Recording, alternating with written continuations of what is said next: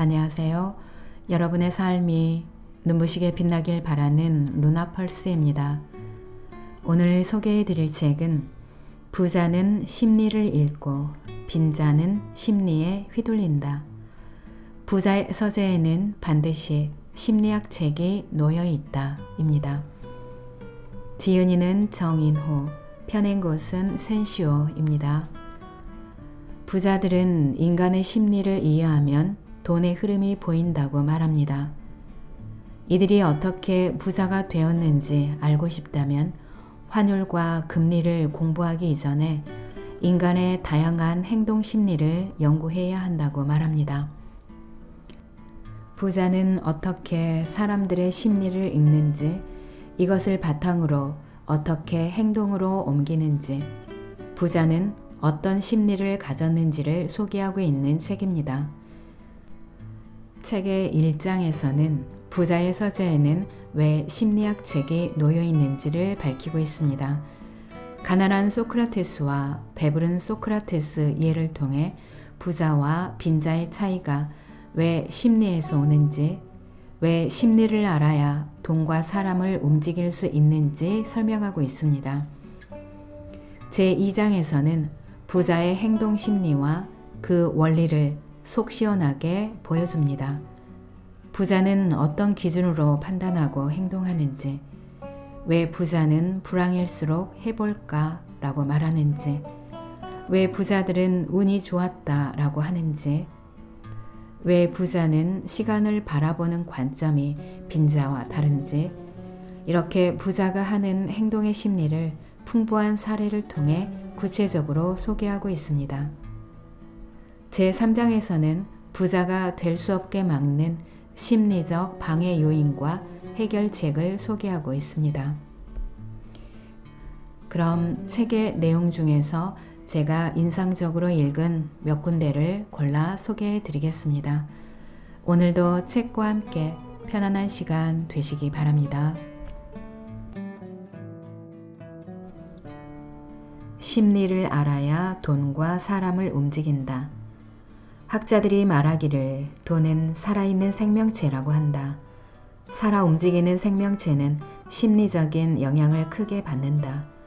실제로 시장에서는 심리가 과민하게 반응해서 경제가 악순환에 빠지는 경우가 흔히 일어난다. 자그마한 돌멩이 하나를 물에 던졌는데 송사리떼가 쏜살같이 도망치는 격이다. 이처럼 돈과 부자의 탄생은 인간의 심리와 행동의 미묘한 변화 아래 이루어진다. 돈은 인간의 심리를 조종하고 인간의 심리는 다시 돈을 통해 외부 세계로 표출된다.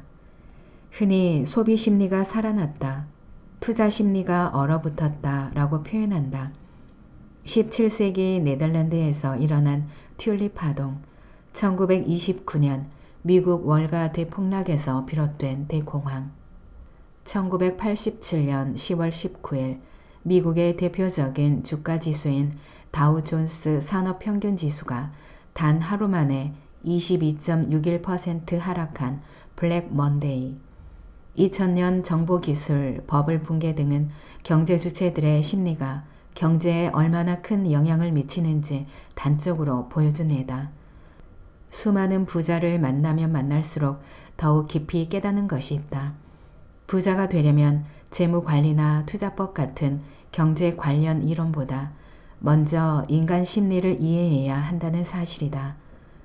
즉, 부자들이 어떻게 부자가 되었는지 알려면 환율과 금리를 공부하기 이전에 인간의 다양한 행동 심리를 연구해야 한다. 부자는 포도주 창고에 살아도 취하지 않는다. 억만장자의 비밀장부. 척피니는 세계 대공황 시기인 1931년 미국 뉴저지에서 아일랜드계 미국인 가정에서 태어났다. 아버지는 보험사, 어머니는 간호사였다. 넉넉하지 않은 가정 형편 탓에 피니는 항상 돈 벌 궁리를 해야 했다. 그는 친구 아버지에게서 받은 크리스마스 카드를 집집마다 다니며 파는 것으로 첫 비즈니스를 시작했다.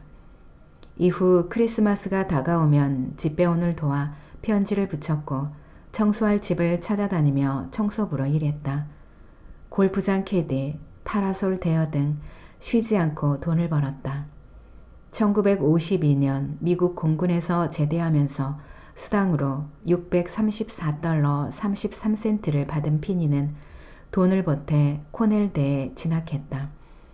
악착같이 돈을 벌어야 한다는 생각은 대학의 진학에서도 여전했다. 학생들이 밤에 출출해도 마땅히 사 먹을 것이 없다는 점을 간파하고 샌드위치를 만들어 기숙사 주변에서 팔기 시작했다. 이 때문에 대학 시절 내내 피니에게는 샌드위치맨이라는 별명이 붙었다. 그는 샌드위치를 판 돈을 장학금에 보태 학비와 생활비를 스스로 해결했다. 그랬던 피니가 대학 동창이었던 로버트 워런 밀러와 공항 면세 쇼핑의 새로운 비즈니스 모델을 개발하며 면세점 그룹 DFS를 설립한 건 1960년이다. 당시 유례없는 경기 호황을 맞은 일본 관광객을 집중 겨냥하며 하와이와 괌을 시작으로 유럽 등지로 사업을 확장해 나갔다. 그는 잠시도 쉬지 않았으며 새로운 사업을 끊임없이 모색했다. 그러나 1997년 세계적인 면세점 체인으로 성장한 DFS의 매각 문제로 피니는 법정 분쟁에 휘말려 조사를 받는다. 그의 사무실은 압수수색을 당했고 이로 인해 그만의 은밀한 비밀 장부가 발각되었다. 뉴욕 컨설팅이라는 회사 명의로 15년간 수억 달러를 횡령한 듯 추정되던 비밀 장부의 정체가 밝혀진 것이다. 돈밖에 모르는 사람으로 악명 높은 피니의 반전 드라마가 펼쳐졌다. 비밀 장부로 인해 피니가 15년 동안 남몰래 2,900회에 걸쳐 수십억 달러를 기부했으며 1982년 애틀랜틱 필랜스로피 기부재단을 설립해 미국은 물론 베트남, 필리핀, 쿠바 등 도움이 필요한 나라의 의료와 교육 분야를 지원했다는 것이 만천하에 알려졌다. 소송에 휘말렸을 때 변호사 수임료마저 깎으려 했으며 경제인 모임에서도 계산을 하지 않으려고 일찍 자리를 떠서 비난받던 피니의 반전 행동에 사람들은 놀라지 않을 수 없었다. DFS를 통해 억만장자가 된 피니는 1982년 설립한 자선재단 애틀랜틱 필랜스로피를 통해 전 재산 80억 달러를 모두 기부했다. 대개 기부자가 대학에 기부하면 기부자의 이름을 남기는 게 일반적이지만 피니는 그러지 않았다. 현재 척 피니의 이름을 붙은 건물은 하나도 없다. 평소에도 피니는 10달러짜리 시계를 차고 다니고 부인과 샌프란시스코의 임대 아파트에 살면서 자동차와 집 없이 지하철을 타고 다니며 이코노미 클래스로 비행하는 등 검약의 생활을 즐긴다. 두 발은 한 켤레의 신발만 신을 수 있다. 수의에는 주머니가 없다. 천국에서는 돈이 필요 없다가 그의 좌우명이다. 척피니의 반전 드라마는 다른 자선가들에게 시금석이 되었다. 빌 게이츠가 시작한 기부운동으로 전 세계 대부호들이 사후나 생전에 재산의 대부분을 사회에 환원할 것을 약속하는 더 기붕 플래지도 피니의 아이디어에서 비롯되었다. 워런 버핏도 피니를 롤 모델이자 자신의 영웅으로 가슴 깊이 새긴다. 부자는 포도주 창고에 살아도 취하지 않는다. 스탠퍼드대 부설 어린이집 실험실. 미셸 박사는 인생의 성패 여부를 결정하는 중요한 요인이 즉각적인 쾌락 본능을 지연시킬 수 있는 인내심이라고 가정하고 이를 검증하기 위해 실험에 착수했다. 그는 4살짜리 아이들을 5시간 굶긴 다음에 식탁으로 데려와 마시멜로를 하나씩 나눠주면서 이렇게 말했다. 잠깐 나갔다 올 동안 먹지 않고 기다리면 하나 더 줄게. 15분이 지난 후 어떤 아이들은 쾌락 본능을 참지 못하고 마시멜로를 먹어버렸다. 인내력을 발휘해 유혹을 견뎌낸 아이들도 있었다. 10여 년 후 아이들이 보여준 차이는 상상 외로 컸다. 쾌락 본능을 참아낸 아이들은 그렇지 못한 아이들에 비해 훨씬 우수한 성적으로 고등학교를 졸업했고 SAT 점수도 210점이나 더 높았다. 20년 뒤 대학 졸업 성적도 좋았고 사회 적응도 잘했으며 더 부자가 되었다. 미셸 박사의 실험에 논란의 여지는 있지만 쾌락 본능을 억제할 수 있는 사람이 성공하고 부자가 될 가능성이 높다는 것에 이견을 제시하는 사람은 많지 않다. 흔히들 부자라고 하면 별다른 활동 없이 쌓아둔 돈으로 요트와 전용기를 타거나 개인 트레이너와 성형외과 의사들을 집으로 부르고 수영장과 스키장, 골프장, 호텔 레스토랑에서 느긋하게 시간을 보내는 부자들 모습을 떠올린다. 하지만 현실은 그렇지 않다. 세계적인 부자학의 대가인 토머스 스탠리 박사는 이렇게 반론한다. 미국에서 성공한 부자들은 대부분 자수성가한 사람들로 중상류층 동네에 살며 고급 승용차가 아닌 중저가 자동차나 중고차를 끈다. 댄 스트러첼의 부자의 패턴에 따르면 부자는 수입보다 훨씬 적은 돈을 소비하고 수입의 25에서 50%에 달하는 엄청난 금액을 저축한다. 또한 그들은 때와 장소를 가리지 않는 근무 시간과 스트레스, 수면 부족에 시달리고 있다. 그들은 그저 일반 사람과 다른 방식으로 다른 일을 할 뿐 생계를 위해 누구보다 열심히 일하고 있다. 무엇보다 부자는 장기적인 경제적 자유를 누리기 위해 당장의 쾌락 본능을 억제하는 생활 방식을 고수하며 크고 작은 희생을 감수한다. 워런 버핏은 아직도 1958년에 31,500달러를 주고 산 오마하의 방 5개짜리 집에 산다. 한때 대문이 없는 너무 소박한 집에 살아서 도둑이 들었다는 일화도 있다. 워런 버핏은 자녀들에게도 어려서부터 공짜 점심은 없다는 산 교육을 했고 자녀들은 자신에게 어울리는 인생을 스스로 구상하고 개척한다.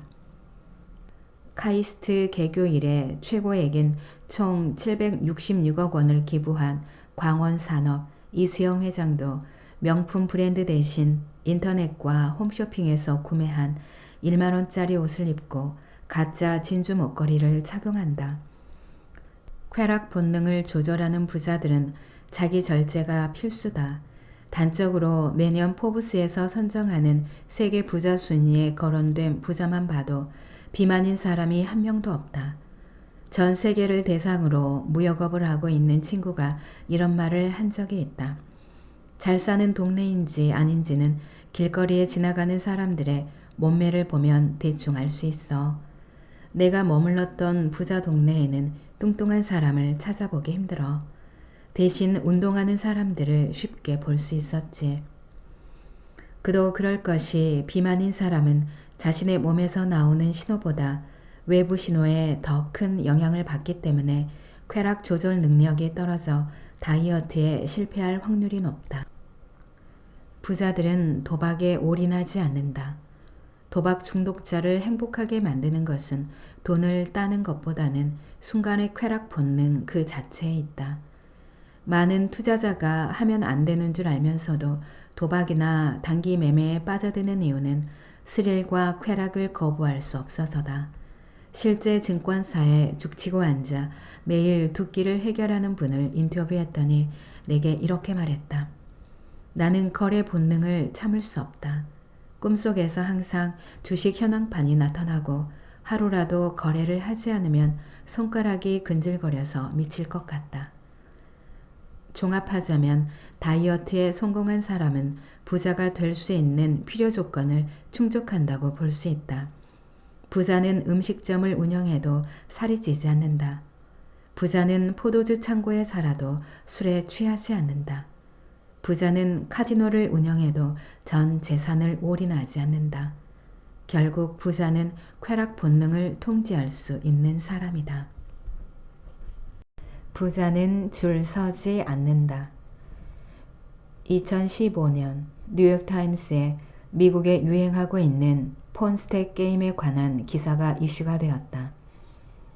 이 게임의 룰은 간단하다.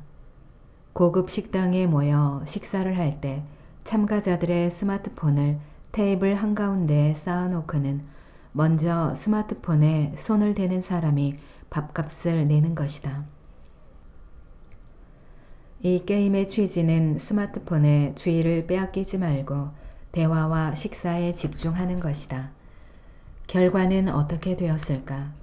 사실 이 게임은 본래의 취지와 다른 파워 게임의 면모가 있다. 더 오래 스마트폰에 무심할수록 상대적으로 지위가 높거나 부자인 사람들이라는 것이다. 시간을 돈으로 환산하는 부자들은 스마트폰에 들이는 시간을 아까워한다.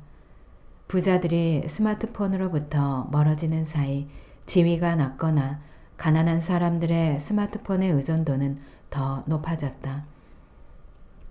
사회적 지위가 높은 부자와는 달리 빈자는 중요한 전화를 받지 않았을 때의 타격이 더욱 크기 때문이다. 부자들은 SNS를 활용하는데 얼마나 많은 시간을 소비할까? 일주일에 2.5시간에 불과하다. 반면 평균적인 사람들은 그 시간에 거의 6배인 주당 14시간에 이른다. 부자들은 정서, 인지, 자원을 포함해 자신의 자원을 어디에 쓸지 잘 알고 있다. 일반 사람들이 SNS를 일방통행식으로 활용하는 반면 부자는 소통의 매개체인 쌍방향으로 활용하는 측면이 강하다. 메시지 기능을 메일 대신 활용하고 업무 관련 공지나 연락사항을 여러 사람에게 알릴 때 사용한다. 상대의 입장에서 생각해보고 올릴 내용을 철저히 관리한다. 가끔 하던 기분 전환의 간격이 점점 짧아지고 기분 전환 활동이 늘어날수록 우리가 달성할 수 있는 의미 있는 일들은 줄어들 것이다. 기분 전환이 습관화되면 부자가 되는 길은 묘연해진다. 어느 주말 집 근처 쇼핑몰을 방문했다가 스타벅스 매장 앞을 지나가 되었다. 그때 마주한 광경은 상상을 초월하는 것이었다. 매장 밖에는 셀 수 없을 정도로 많은 사람이 줄을 서서 기다렸다. 줄이 너무 길어서 그 끝이 어디인지 알 수 없을 정도였다. 친환경 굿즈 캠페인을 해서 그런가? 라고 생각했지만 손에 굿즈를 들고 나오는 사람은 아무도 없었다. 그저 주말이라서 사람이 많은 것이었다. 부자는 기다리는 시간을 가장 아까워한다. 빌 게이츠가 2시간 줄 서서 스타벅스 굿즈를 공짜 득템한다거나 워런 버핏이 쏵쏵 버거를 사 먹기 위해 1시간을 기다리는 건 상상도 할 수 없는 일이다. 부자들이 기다리는 시간에 투자하는 경우는 자신이 투자한 주식, 부동산 등 사업의 가치가 대중으로부터 인정받을 때까지의 기간 정도다. 부자들이 SNS 사용 시간을 통제하고 시끌벅적한 공간을 확보하기 위해 줄을 서지 않는 이유는 산만해지지 않고 집중할수록 장기적으로 부를 더 쌓을 수 있기 때문이다. 산만하게 보내는 시간은 재정적 자립 또는 다른 목표를 달성하는데 무엇보다 큰 장애가 된다. 원하는 것을 얻고 싶다면 원하는 것에 대한 생각의 끈을 놓지 말아야 한다. 이것이 부자들의 행동 원칙이다. 헝가리 축구 영웅인 페렌츠 푸스카스는 우승의 비결을 이렇게 말했다. 나는 많은 시간 축구를 한다. 공을 찰 수 없을 때는 축구에 대해 이야기를 한다. 축구에 대한 이야기를 할 수 없을 때는 축구에 대한 생각을 한다.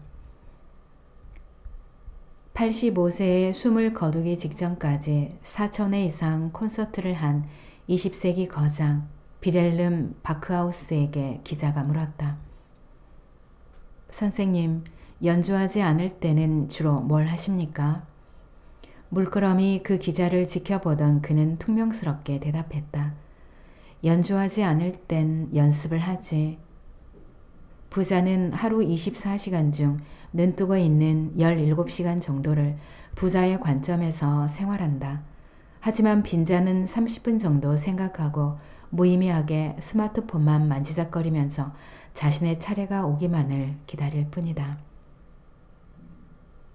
왜 부자들은 하나같이 운이 좋았다라고 할까? 빌 게이츠는 아침마다 자신에게 이렇게 말한다. 사람들이 정말 많이 하는 착각이 있다.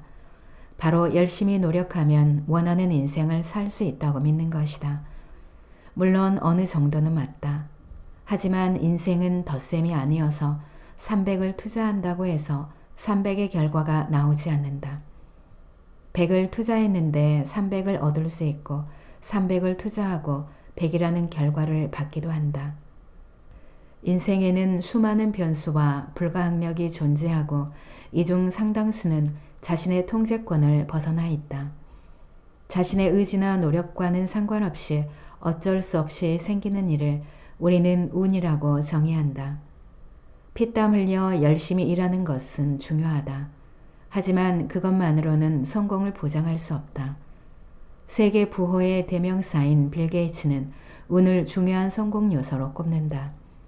어느 날 한 기자가 빌 게이츠에게 물었다. 세계 최고의 갑부가 될 수 있었던 비결은 무엇입니까? 빌 게이츠는 다음과 같이 명료하게 대답했다. 나는 매일 아침 나 자신에게 2가지 말을 해줍니다. 하나는 오늘 아주 좋은 일이 생길 것 같다. 또 하나는 나는 뭐든지 할 수 있다 입니다. 그것이 저의 성공 비결입니다. 또 다른 인터뷰에서는 어느 날 나비가 제게 날아와 행운을 준 셈이죠 라고 말했다. 자신의 성공 비결 중 운이 매우 중요한 요소였음을 거듭 강조한 것이다. 빌 게이츠는 시애틀 외곽에 있는 레이크사이드 중고등학교에 다녔다. 이 학교에는 컴퓨터가 있었는데 당시 중학교에 컴퓨터가 구비된 경우는 찾아보기 힘들었다. 이 학교의 교사였던 빌 두걸이라는 수학 및 과학 교사가 대학에 가려면 컴퓨터를 알아야 한다는 생각으로 자선 바자회 수익금으로 마련한 것이다.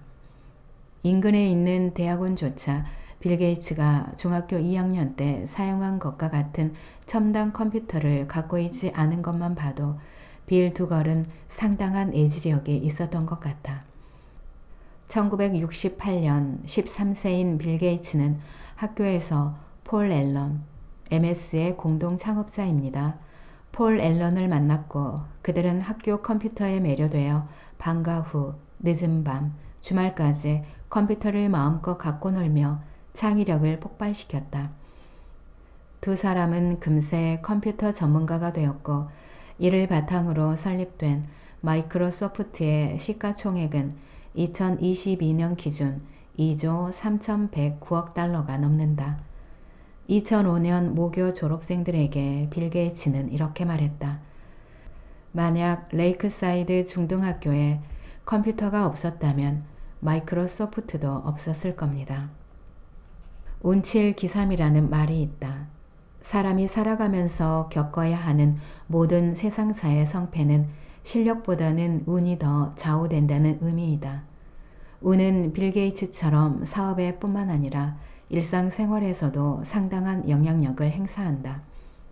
월스트리트의 저명한 투자 전략가인 마이클 모부시는 그의 저서에서 운과 성공에 대한 자신의 체험을 들려준다. 그가 뉴욕의 투자은행인 드렉셀 버넘 램버트의 신입사원 면접을 보던 때의 일이다. 오늘날 투자은행이나 경영 컨설팅 회사가 그렇듯 그때도 여러 1:1 면접을 진행하고 지원자에 대한 면접관 각각의 의견을 종합해 합격을 결정하는 방식이었다. 그는 면접위원 6명과 개별 면접을 마친 뒤 마지막으로 인사 담당 임원과 단독 면접을 보기로 되어 있었다. 마지막 면접을 위해 인사 담당 임원의 책상 앞에 앉았을 때 그의 눈에 띈 물건이 하나 있었다. 그것은 미식축구팀 워싱턴 레드스킨스의 로고가 그려진 쓰레기통이었다.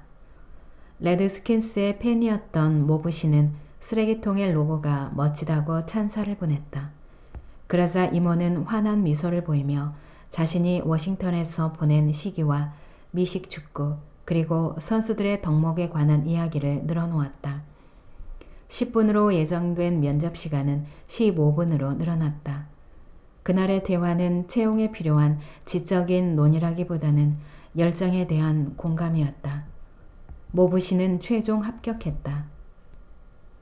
그리고 몇 달 후 인사팀 관리자로부터 6명의 면접위원은 모브 씨의 채용에 반대했는데 담당 임원의 강력한 주장으로 합격했다는 이야기를 들었다. 신입사원 시절을 떠올리며 모브 씨는 그의 책에 이렇게 적었다. 나의 취업은 쓰레기통 덕분이었다. 천운이었다. 피터 드러커와 더불어 현대 경영기법의 창시자로 불리는 톰 피터스도 다음과 같이 운의 중요성을 강조한다. 나는 지금까지 경력 개발의 계획을 세워본 적이 없다. 다만 행운이 왔을 때 그 행운을 활용했을 뿐이다. 모든 일의 98%는 운이 좌우한다. 빌 게이츠, 마이클 모브신, 톰 피터스가 주장한 운의 가치에 대해서 인정하는가? 아직도 의심스럽다면 운이 성공에 미치는 보다 실증적인 연구를 살펴보자. 스탠퍼드대의 존 크럼볼츠 교수가 비즈니스, 스포츠, 예술, 정치, 과학 등 다양한 분야에서 부와 사회적 성공을 누리고 있는 사람들을 조사한 결과 그들이 큰 고비에 직면했거나 인생의 전환점을 맞이했을 때 이를 헤쳐나갈 수 있었던 요인의 80%는 전혀 생각지도 못했던 우연한 사건과 만남이었다고 한다. 거짓말처럼 운이 따르는 사람들의 특징. 일본에서 경영의 신으로 추앙받는 기업인 마스시타 고노스케 회장이 신입사원 면접을 볼 때 항상 하는 질문이 있다. 당신의 인생은 지금까지 운이 따랐다고 생각하십니까? 마스시타 회장은 아무리 세계의 유수한 대학을 졸업했다고 하더라도 운이 따랐다고 생각하지 않습니다. 라고 대답하는 사람은 채용하지 않았다. 반대로 운이 따랐던 것 같습니다. 라고 대답한 사람은 채용했다. 마스시타 회장은 자신의 성공 비결을 다음과 같이 말했다. 내가 거둔 성공에서 노력에 의한 것은 1%에 지나지 않을 겁니다. 나머지 99%는 운이 좋아 능력 있는 직원들을 만났고 멋진 아이디어를 얻을 수 있었기 때문입니다. 자수성가한 부자가 한결같이 운의 영향력을 중요하게 생각하는 이유가 무엇일까? 성공한 사람과 실패한 사람이 있다고 가정해보자. 이 두 사람에게 어떤 차이가 있을까? 어디까지가 운이고 어디까지가 실력일까? 누구도 정확하게 알 수 없다. 다만 확실한 것은 어떤 결과가 100% 노력이나 실력으로 이루어진다고 생각해서는 안 된다는 점이다. 경쟁이 치열할수록 운이 결정적인 역할을 할 가능성은 높아진다. 경쟁자가 많아질수록 재능 수준이 최고에 가까운 사람 또한 많기 마련이고 제품과 서비스는 미흡한 부분이 거의 없는 무결점에 가까워진다. 이런 상황에서는 결국 운이 좋은 사람이 승자가 된다. 앞으로 가장 실력이 뛰어난 사람이 승리하는 경우는 드물고 가장 운이 좋은 사람이 승리할 것이다. 이러한 변화의 흐름을 착안한 부자는 운 자체를 매우 중요하게 인지한다. 운을 인지하고 일하는 것과 그렇지 않은 것은 우리가 생각한 것 이상의 차이를 일으킨다. 운의 영향력을 무시하거나 자신의 실패를 운이 나쁜 탓으로 돌리는 경향이 강한 사람은 주위에서 다양한 피드백을 하는데도 불구하고 받아들이지 않고 문제점을 개선하지 않는다. 반면 운의 영향력을 인지하는 사람은 위대한 이야기의 주인공 행세를 하는 게 아니라 자신을 이 자리까지 오게 만든 그 일을 하기 위해 끊임없이 노력한다. 이런 태도가 부자들을 부의 자리에 계속 머물러 있게 해줄 원동력이다. 부자들이 운의 영향력을 중요하게 여기는 또 다른 이유는 그들의 사회적 책임에도 상당한 영향을 미치기 때문이다. 일본 긴자 마루칸의 창업자 사이토 히토리는 납세액 1위를 여러 번 기록한 적이 있는 거부로 알려져 있다. 사이토 히토리가 12년간 회계 부정 없이 납세액 1위를 기록한 배경에는 자신의 인생에서 운의 역할을 인정하는 태도가 자리한다. 운의 중요성을 명확하게 인지한 사람은 자신이 이룬 그 어떤 성공에도 한결같이 감사하는 마음을 갖는다. 새끼를 겨우 해결하는 사람들은 본인의 노력으로 가능하지만 큰 부자는 운이 만들어주기 때문이다. 실제 노스 이스턴대 심리학자 데이비드 데스테노의 연구 결과에도 운의 역할을 인정하는 사람은 자신이 누리는 성공에 고마움을 느낄 가능성이 크고 아울러 공익을 위해 자기 노력의 결실 일부를 내놓을 가능성이 큰 것으로 나타났다. 앤드루 카네기, 빌 게이츠, 워런 버핏, 조지 소로스 등 슈퍼리치들이 자신의 재산 대부분을 기부하는 것도 운이 성공에 미치는 영향을 인지했기 때문이다. 운이 성공에 미치는 영향을 인지하지 못하는 사람은 어떻게 생각할까? 그들은 자신의 실력과 노력으로 얻은 수익이 당연하다고 여기고 온전히 자기 것이라고 주장한다. 따라서 기부는커녕 수익에 대한 세금을 부과하는 행위는 일종의 도둑질이라도 되는 듯 납세를 회피한다. 마지막으로 성공에서 운이 차지하는 역할을 인정하면 실패에 직면했을 때 나와 상대를 용서하고 관대해진다. 또한 자신이 번 돈의 일부는 운의 덕이므로 과거의 성공을 되풀이할 거라 믿지 않고 항상 겸손한 태도를 가진다. 빈자는 나중에, 부자는 지금. 삶에서 가장 파괴적인 단어는 나중이고 가장 생산적인 단어는 지금이라고 한다. 좀 더 직설적으로 적용하자면 가난한 자들은 나중이라는 단어의 옷을 입고 있고 부를 이룬 자들은 지금이라는 단어의 옷을 입고 있다. 인간이라면 누구나 부자를 꿈꾼다. 자수성가한 부자들은 목표를 세우고 그 목표를 우선순위에 올리고 그것을 달성하기 위하여 시간과 에너지를 쏟는다.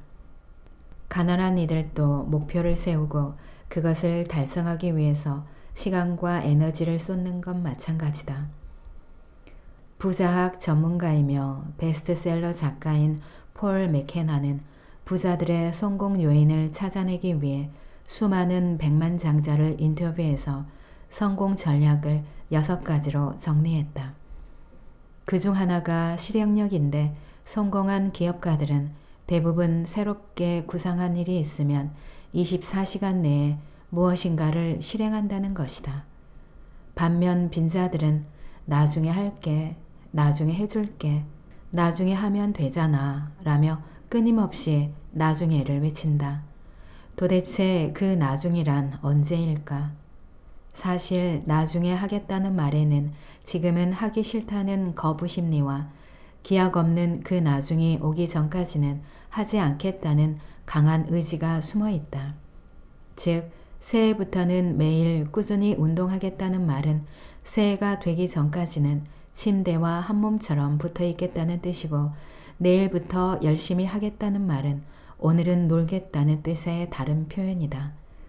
그러므로 특별한 시간, 특별한 날로 실행을 미룬다는 것은 겉으로 아무리 변화를 원한다고 해도 내면에서는 절대로 변화하지 않겠다고 외치는 것과 같다. 그래서 막상 실천하기로 한 시간이 되면 다짐은 다시 내일 그리고 내년으로 쉽게 미뤄진다. 지금 있는 자리에서 가지고 있는 것으로 할 수 있는 것을 실행하라. 그 정도는 나도 하겠다. 그럼 지금 하라. 개념 미술가 데미안 허스트의 작품을 보고 이런 건 누구라도 만들 수 있겠다고 말하는 사람들이 종종 있었다. 1995년 뉴욕타임스에 그의 말이 실렸다. 나도 할 수 있겠다 라는 말은 쉽습니다. 누군가 하고 난 다음에는 말이지요. 독일의 대표적인 베스트셀러 작가이자 세계적인 경영 컨설턴트인 보도 세퍼의 12살에 부자가 된 키라라는 책의 글귀를 빌려 적어본다. 해보기 전까지는 미리 판단하지 않기. 어때? 한번 해보는 게 아니라 하는 거야.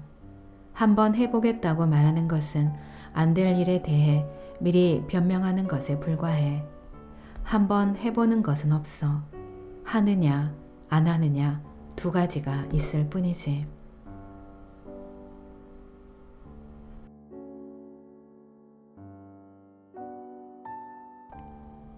오늘 영상은 여기까지입니다.